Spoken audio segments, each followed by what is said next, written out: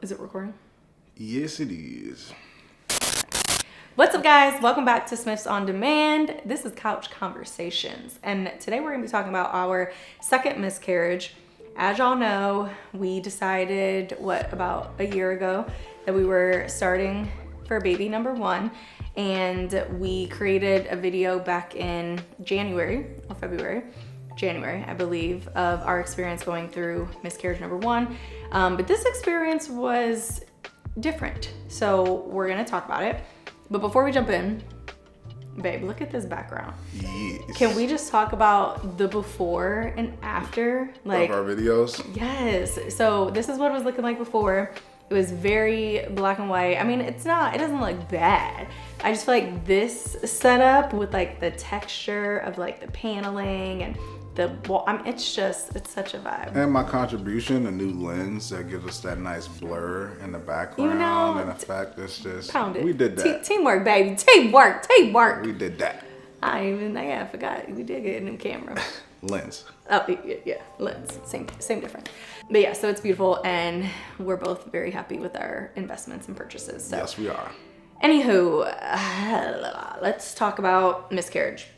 So at this point, I am almost 2 weeks post-op from the DNC surgery. In a nutshell, last go round, what happened was at the 11-week mark, I got a DNC procedure, and I was fine, right? Like at the hospital, I was just like, yeah, like, let's get it over with, and everything was good. I think we had a very hopeful mentality of we know that everything happens in God's timing. We knew that a miscarriage was a possibility, and we were just like, let's get this over with so we can get back on the horse of trying again. So the first time wasn't as bad. You know what's funny now that I think about it is that I don't know if it's funny, but the first go round as far as DNC is concerned, yeah, you felt much more relaxed and calm, but the process was much more strenuous and dragged out. Yes. And was oh my gosh, how long are we gonna be here? It was the actual surgery. The actual time. Yeah, well, I thought you were talking about the timeline of no, I mean how long we had to wait in between appointments to know what the heck was going on. So just in general, the first go round, it was a tedious, timely process. We had to go 2 to 3 weeks at a time without getting answers. Then the actual procedure itself, we were there for 7 hours. When they told us, they were like, oh, it's a 15-minute procedure. You guys will be in and out. 7 hours. 7 hours. So that was that. This go round, let's name the differences. Difference number one, I was sick the first time. I knew I was pregnant because I was sick. I was like, none of this is making sense. I've been sick for a week and a half, and I just knew. This go round, I thought that I was sick from a travel bug. I had went to Arizona, Cabo. It was all these Florida. Yeah, it was just it was No, it was Arizona and Florida. It was something else too. We went somewhere. It was 3 back-to-back. Oh, our anniversary trip. We went from anniversary to Florida to Arizona. I know you felt that sick during that time. No, I didn't feel sick. I'm saying we went boom, boom, boom, and when I got home, I got sick. So I just thought I had a travel bug.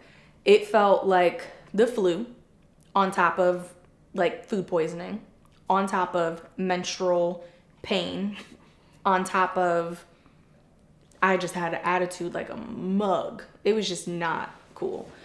So it was a very hard first trimester this go round because my sickness had me in the bed. I felt like I was in prison and I couldn't leave my bedroom. Every time I did, it ended up with me throwing up or crying. So I was like, the bed is my safe space. Dre and I were button heads. Everything he did irritated me. Everything he didn't do irritated me. Just the thought of him, poor thing, I'm so sorry, irritated me. Completely. It was just, ugh. It was hard. I was in a very dark space. So that was a major difference. Then the way that we found out was the exact same, except expedited. So last go round, we had to wait 2 weeks before we knew if it was or wasn't a miscarriage. This go round, we only had to wait 5 days.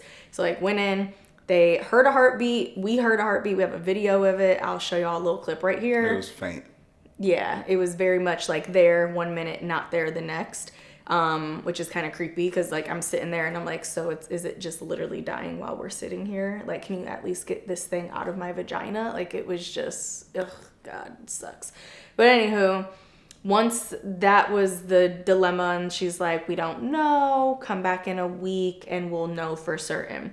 Go back in a week, and that doctor was actually, well, all the doctors have been nice, but she was just kind of like, you know, I'm sorry that this is happening twice in a row. And I was like, is there anything that we could do differently? Like, is there something that we did that caused this, especially with it being back to back and so quickly? And she's like, nope, everything looks fine, but moving forward, you have a 35% chance of miscarriage. And I'm like, how you gonna tell me I'm fine and then tell me I have a 35% chance of miscarriage when the average percentage of miscarriage is 15%? I'm like, no, something isn't right. So when we went to go get the DNC surgery this go round, I was not okay. I think the difference was because the first time it was spread out. It was essentially 3 weeks. Came down. Yeah, I had like 3 weeks before the surgery. Last time of like my hormones being able to like fade away. I was pretty much back to normal by the time I had the surgery. So I was in my right mind. This go round, again, it was like 6 days later. Or no, it might have been even quicker. No, it was like 6 days later. It was like a Thursday to a Tuesday or something like that. Yeah. So not even, not a full week. It's like a 5-6 day turnaround. And I was in shambles. Like, we got there and sat in like the waiting area and I'm just like sobbing, crying. And Dre's like, what's wrong? And I'm like, I don't know. And then they have this part right before they do your procedure where they leave your partner outside because this is their chance to make sure that you had consensual sex. Especially with her going back there crying. It was like... This is also like, when they ask... Yeah, this is when they ask, are you safe at home? They ask all those questions. So he's not supposed to be back there. They bring me back, and all the woman said is, can you just verify your date of birth and last name? And I could not talk. I was just boo-hoo crying. She was like, do you want me to get your husband? And I'm like, yeah, get my husband. She's like, okay, well, I just have to ask, are you safe at home? I'm like, yeah. So gets Dre. He comes and he's like, oh gosh. And he's like hugging me. He prayed over me. And then I finally like get it together and I'm sitting there and they're starting to, do all the things. Now, y'all, they did not do this last time because I didn't have my symptoms last time. This go round, I am still like tremendously nauseous. And I'm sitting there and she's like, how are you feeling? And I was like, I feel like I'm going to vomit. I am very nauseous. She was like, oh, no problem. We can just put some Zofran through your IV. And I'm like, okay. Y'all, they put this thing in there. I told Dre, I was like, I felt healed. It literally, like, you could feel it going through your veins and just, it wiped all the nausea right away. And I could like taste almost like quarters or nickels. Like I taste like I was licking coins. But other than that, the nausea went almost immediately away. And I was just like, where have you been all of my life? So once I did that, I'm like, okay, like this is cool. I'm feeling better. But same thing, I just was very emotional. I kept crying the entire time. Even after the surgery, I'm eating goldfish crackers and sipping on orange juice and I am crying. Like I just was crying nonstop. I don't think that day I was myself because I had all the stuff still, I was on anesthesia. I had all the medications. To, like, kind of get back. I felt better, but I was like tired and just kind of like out of it. But y'all, when I woke up that morning, I was like, she's back, bitches. Dre was probably so freaked out because I was a whole literal different person. Like night and day, I was ready to get back to my life. I was like, yes, I want to go work out, but I have to wait. So technically Monday is when I can get back to full swing, being active, doing all the things. And I'm just very excited because I just feel Like, my whole life was on pause. And I think that was the major difference with our first miscarriage and this miscarriage. This time, I was actually angry. And I think I was angry because the first go round, it's like, okay, it happens. Sure. Okay. Second time, there's no way that the same thing's going to happen to me, right? I even thought it was possible that I would have a miscarriage, but I would have like a natural miscarriage. The fact that I had to go through another DNC is like absurd. And we weren't trying to get pregnant this go round. We were waiting until the safe zone, which was essentially the next month. Technically it was good, safe. But we were just waiting for... I had trips. I had girls' trips and stuff that I had to go on sober, and I was the designated driver. I was throwing up. It was not fun. And I remember being on the trips being like, I'm gonna be so pissed if this baby doesn't stick and I'm like on these trips suffering for no reason.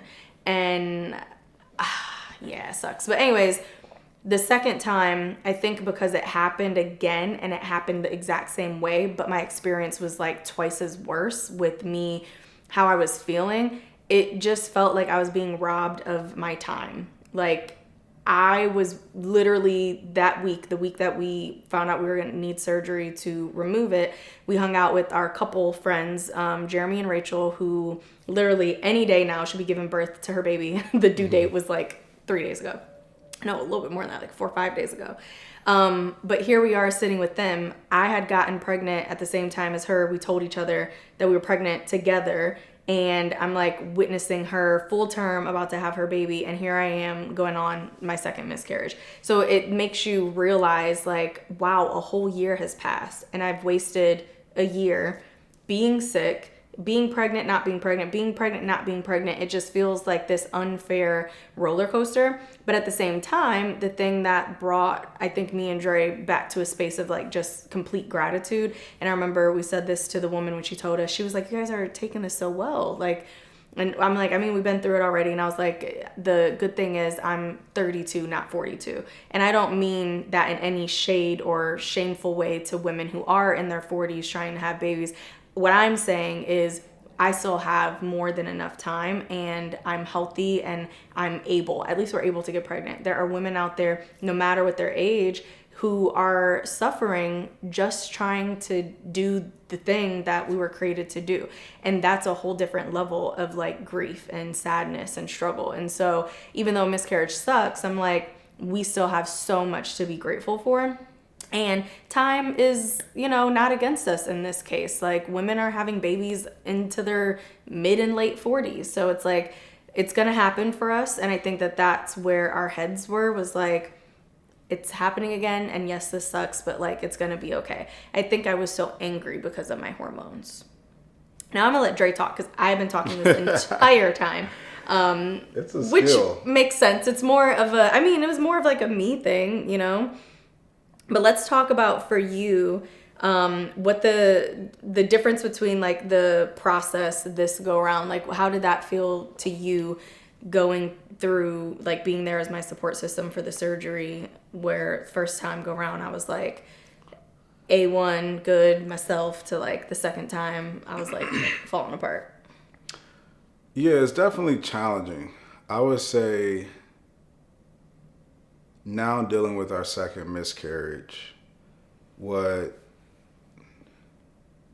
I wouldn't say is necessarily challenging just for the man, but with every single part of the process of getting pregnant, each time the enjoyment is like sucked out of it. And it's more replaced with like anxiety. Fear. Right?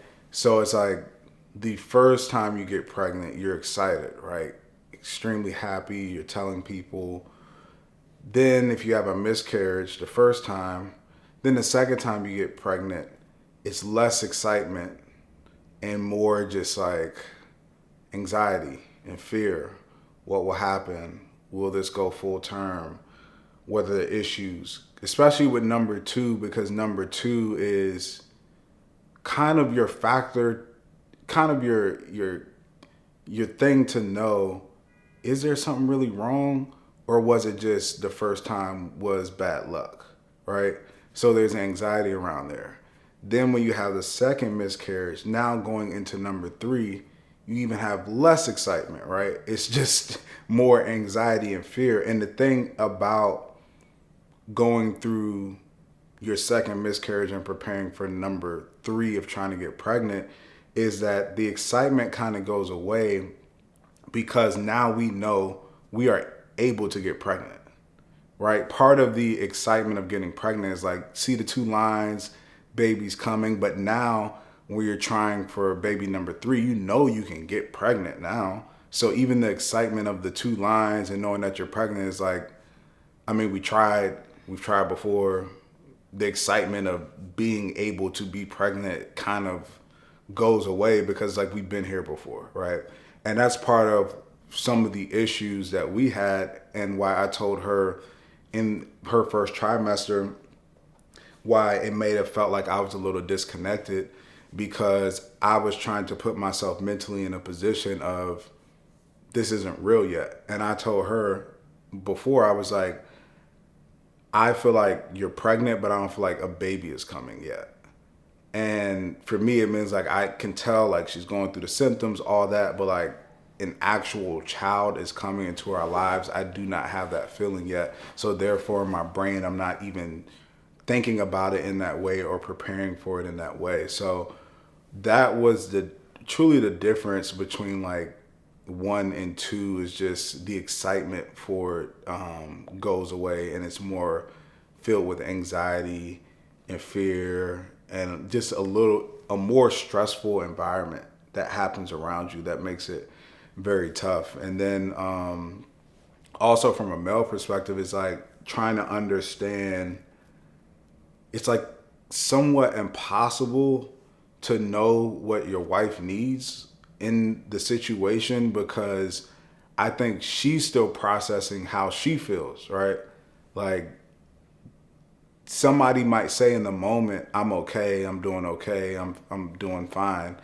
But then after, a few weeks, she might not be, right? Or with just seeing a pregnant woman walking down the street, she might have went to being fine to like not being fine, right? So it's like, it's trying to understand how to support your person is very challenging to do. And I think the second go around, it was even harder because Bre still had those hormones within her body. So her emotional state and reaction to things was so much different than what it was in the previous one when we had the first miscarriage. So it was just, it was a lot different. And it's like, I said in the last video we recorded that sometimes I feel like the love that you can have for your partner almost resembles like the love a parent can have for their child. And for me, it's like to see you hurting, to see you like feeling like you failed, like, and to be helpless in that, like, really sucks. Because there's nothing I could do to make you feel better in that moment as far as being able to have the child and be able to move forward. And I know that internally you subconsciously or consciously put the blame on yourself. I'm thinking, what did I do something? It's just all these different thoughts, and it's all comes with, having these miscarriages and not being able to carry a child full term, which is very challenging and hard. So the second go round, I am not necessarily grateful for, but I feel like we grew a lot more in the second miscarriage than probably what we did in the first one. Yeah, I think because the second one was more trying, right? It's like the first one, we went into it knowing that, like, okay, miscarriage is on the level or is on the list of things that can happen. Second go around, I think because it just happened to us, I didn't really feel that it would happen. I knew it was still a chance, but like I just was more hopeful. And so I think when you take hope and mesh it with hormones and feelings and emotions and like, you're planning your life and like we're going through this major life transition together, to have it snatched away again, it was like, how? Like, because now, like, to Dre's point, now we're like, okay, well, what's wrong? Like, there's something wrong. So what I do want to talk about is what we learned basically at the DNC, like, surgery day, like what that experience was like with the doctor who did it this time and what we were told. And we won't have for sure answers until my next appointment on the 21st. But this doctor came in and she was like, I'm sorry that you're here again. We're going to get answers. She was like, the fetus is big enough for me to take out multiple samples to send off to labs to figure out if there was like some sort of genetic issue, if there's something wrong with like your eggs pairing with your husband's sperm, because that's a thing. Like, we're going to figure out what is happening here because you guys are getting pregnant quickly. You're in good health. This shouldn't have happened, essentially. So we're like, okay, cool. This is great. Like, we should be getting answers. I will say, too, that the doctor who did our second appointment this second go around, she didn't all just say like, oh, you're fine. She did say that there's possible that, you know, there's a blood issue as well, like a blood flow issue down there. And that there is a blood test that can be done to figure that out. I forgot what it was called. It was like AVZTB something. Something. But typically the solution for that is like blood thinners, maybe doing baby aspirin or something like that. So that is something that we might even do just without even like knowing if it's the thing or not, because baby aspirin isn't necessarily harmful to you or your baby if you do it. But definitely submit it for tests and hoping to get some answers. I mean, one thing that you could talk about, because I remember asking Bre, I'm like, because it's always weird in these situations, right? Is like, when you send tests off, do you want there to be something wrong, or do you like not want it to be anything wrong? And she was like, I want it to be something wrong because at least like let me know that it's something. I didn't say I want there to be something wrong. I said I'd rather have a definite answer. So if that means being told that something's wrong and there being a solution, I would prefer that versus them being like, yeah, no, it looks like everything's fine, and then we have another miscarriage. Because, you know, I'm more of like a peace of mind person, and I can easily have a peace of mind when I have like definite answers. But again, something I'm practicing. But I want to explain to you all why getting the DNC. So we can there you go. Wow, I feel like I'm taking off. Oh, don't see. This is why our pillows be messed up. You don't shove pillows like that. I'm just trying to get us on the same plane so you know how to focus. Oh gosh. Okay, so get your strong arms. Hey, man. Why are you so big? There we go. So, I forgot my train of thought because I'm thinking about your muscles. Oh, okay. I want to explain why the DNC surgery is such a kind of like setback. So, if you have a natural miscarriage, it comes out, you bleed, you essentially go through having like a period, you're still fertile, you can still get pregnant. When you get a DNC surgery, they go in and they take everything out, and by them by them going in and sucking everything out, it can take up to 3 months for your period to return, which means if you don't have a period, you can't get pregnant. So you have to basically wait around 4 months until you can get pregnant again. So that's the issue, is like, we wanted to get pregnant a year ago. Now here we are, we have to wait 3 to 4 months. And then because it happened twice now, they said they want us to wait at least 2 cycles. So now we're looking at 6 months minimum. That's not true. It is. You keep saying that's not true. I was in the thing and I asked the lady. She said, like, we got pregnant right away. And she was like, well, because this is your second time. Are you talking about the DNC surgery? Because I remember asking the one in the office. Yes, because this is my second time. No, my second time going through a miscarriage. I know. I asked the lady and she said 1. The one who did the surgery? No, not the one who did the surgery. The one who we had the appointment with. She said 1 month. No, she did not. We said we waited 1 month the last time, and she said, oh, if that's the case, I would wait 1 more month. Because since you guys have gone, she was like, just to be safe, wait 1 more month. Because we didn't wait 1 month last time. We did. We weren't trying to get pregnant. I know, but we were already 2 months in already. Listen, either way, 1 month does not make a difference. What I'm saying is the process of trying to get pregnant is delayed by months versus if you have a natural miscarriage, you can just continue to try with getting pregnant. But it's a waiting game of like every time I go to the bathroom, I'm like, is there blood? Is there blood? Is there blood? And you don't know when it's coming back. To then be like, okay, once the blood comes, then you know we can start planning to try. So it's kind of like having your life just be put on pause. And it's like, there's nothing I can do about that, right? It's like, it's a waiting game. So that's what's kind of frustrating. But the second go round, we were only at the hospital for like 2.5 hours. Whereas the first DNC surgery, we were there for 7. So that was a major difference. We were very happy with that. With that is, I guess with any surgery, try to get the first appointment of the day.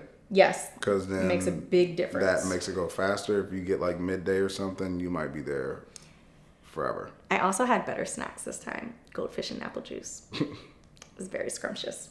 Okay, so next we're going to share what we did this time to really make sure that we had time to like process and to just be realigned as a couple. So the first thing that we did was, oh, where did this green fuzz come from? Interesting. Very strange. The first thing that we did was we went to Dre's parents who did our premarital counseling, and we just talked to them for 4 hours. And that was really great. It really helped us with just that miscarriage second go round situation and us just getting on like a same page, because this first trimester was much more trying. If you want to learn more about that, go check out our first trimester video. But after we did that, we were on our way home, and this was a Sunday, and Dre was like, let's just get away. Let's just go somewhere. Like, I'm going to take the week off. Let's just like go somewhere. And so I go on Airbnb and I find a place, and we literally packed our bags and we left Monday morning, and we had like a week long, well, not a week long, but like a true week, Monday through Thursday. We had like, we went somewhere during the week, and that was great. We were so productive, had lots of quality time. We were able to just like talk about our life, our vision of like our marriage in the next few years, and just getting on a place, or getting to a place where we were just truly aligned and like refocused. And Dre kind of talked about how like not everybody needs like therapy sessions every single week, but it's good to just go at least every once in a while as like a reset. It's just good for accountability and like holding yourself true to the things that you say you want to do. And so that was kind of what this was. And we decided from now on, at least every quarter, and we already picked our months for this upcoming year, that we're just gonna do like a drive staycation anywhere within 8 hours driving distance, and just go somewhere for a week and do what we did this trip, because it was so good. Mm-hmm. It was funny because we were driving home, like we checked out the Airbnb, and as we were driving home, I could just feel like my blissful happiness starting to like fade away. I was like, am I allergic to the city? Like, what's going on? What's happening? But yeah, so that staycation is actually where we were like, all right, Smith's on Demand is going to be one of our focuses, and we're going to be consistent and get back to it. So we're very excited about that. Yeah, I think what else is that, I don't know if you did it. I mean, you kind of did, but your hormones are still in a weird place. But like, me just going out with like my boys and I'm just doing it having today. some time and just, I know, but I'm talking about like right after it happened. Oh, no. Like, just to be able to like take my mind, especially for me, because especially in the state that she's in, especially like pre-DNC, like I know I still have to be there for her. And if we're talking about like what it looks like in a relationship, she definitely takes priority of how she's feeling, because she's physically going through this procedure and all the different hormones and things. So I needed my like reset, recharge, take your mind off of things so I can get back in the right headspace to be supportive of her. So being able to take that time to just like relax and take my mind off of stuff for a little while was definitely helpful for me too. What would you say was the hardest part or the hardest thing about this second miscarriage experience for you? I think for me, I think it's probably going to be the same for one as it is for two, is just seeing you go through it all and not necessarily have anything tangible to show for it. Like for me, it's like, you know how I operate. And I feel like as being a leader and a man, it's like, while there is chaos, somebody has to be the steadying force. So in my mind, I already kind of mentally run through all the scenarios. And especially after my mom has miscarriages, after you had your first one, like I said, I felt like we were pregnant but weren't having a baby. So to learn that we weren't having a baby, kind of my mind was already there that we weren't having a baby. But seeing you go through the process and understanding that, you know, you're not working and that was something that you're really looking forward to, it just sucks to know that it's like you then have to go through all of this stuff again at some point. So I think that's the most hard part, is just seeing your wife have to go through it all. Yeah. I feel like for me, I think the hardest part was just the physical setback.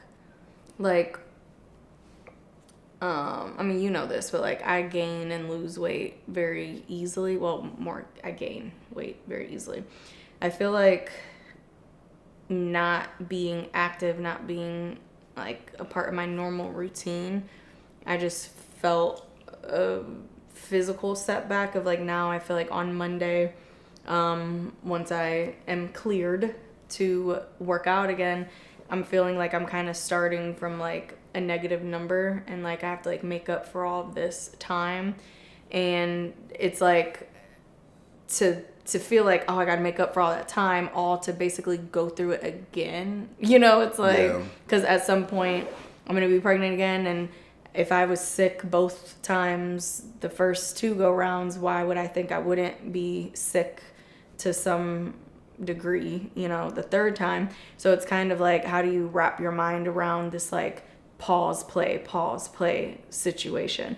And I think, and it's not fair to you, and this is no shade to you, but I think it's also hard to be like, and I'm the only one who has to make that sacrifice for us to have kids, right? It's like, you don't have to press pause and play on your workout journey or on your physical stuff or on work or career things. But like, I'm over here pausing, stopping things, and then it's like all this time goes by and I'm like, so should I have retired my business? Like, here we are a year later and I still don't have a baby. So it's kind of like just the physical time lost and setback, I think, is the hardest. But if you guys check out our how to support your partner through first miscarriage video, not first miscarriage, first trimester. If you tune in to how to support your partner through the first trimester video, we talked about our session with Dre's parents, and I think the analogy of like the hills and mountaintop valleys thing is such a good analogy for me to take into our next step, which is like, at the end of the day, suck it up, sis. It's like, one of us has to do it, and unfortunately it can't be him, so it has to be me. So I know that right now I'm essentially climbing up to a peak, and then getting pregnant will be like, now I'm here, and the pregnancy is gonna be like going down in the valley. And it's like, I just need to accept that, and I think try to find beauty in that, because it is a miracle. Like, having and creating a whole person is wild. That's insane. Like, the fact that I get to do that is a blessing, and I need to look at it that way instead of like a curse. But I think it's hard because, you know, as women, we bear a lot, and having to bear all the things while also like try to make kids and still be the best version of yourself and the best wife. It doesn't sound exciting at all. Like, I'm like, is there another option? You know, but that would be my hardest thing. So let's just talk about like our plan and what we kind of decided we're gonna do from a kid standpoint or a baby standpoint. Now is what is this month? This is July. Mm-hmm. So 2025. My period could come back in July, August, or September. Our birthdays are in October, so I would love to be not sober. So maybe if we start trying, we said we were going to start trying before the end of this year. How are we going to talk about our plan and we didn't really have a plan? No, we did. We talked about it. We said we were going to start trying again at the end of this year. But like that the next few months, like I'm just focusing on like me getting back to like feeling good and like we're not going to stress about anything. But like by the end of the year, we're going to try and we should be pregnant by early next year. It should be like a repeat of when we got pregnant the first time. Found out we were pregnant in November. I think she should be having these conversations with herself. You talked to me about this. We did the math. And then remember when we were talking about the months for our staycations? Yeah. I was like October. I don't care about the birthday month thing. That's you. I know, but you know that I care. So October is who knows? For mom. What they say, man plan, God laughs. Like we were not expecting in June to get pregnant. Altogether, the plan is that we're just not making a plan. Basically, that we're just gonna let things happen as they happen. But from a logical standpoint, we would or should or could start trying by the end of this year. That's all I was saying. So you always gotta make sure to go check out our Support Your Partner through first trimester because we share a lot of things about what happened and how we got through it and what we would do differently and gave really great tips. So make sure to check that out. But make sure to subscribe. It is free for you, but it means everything to us. Like, comment, and until next time. We'll see y'all later.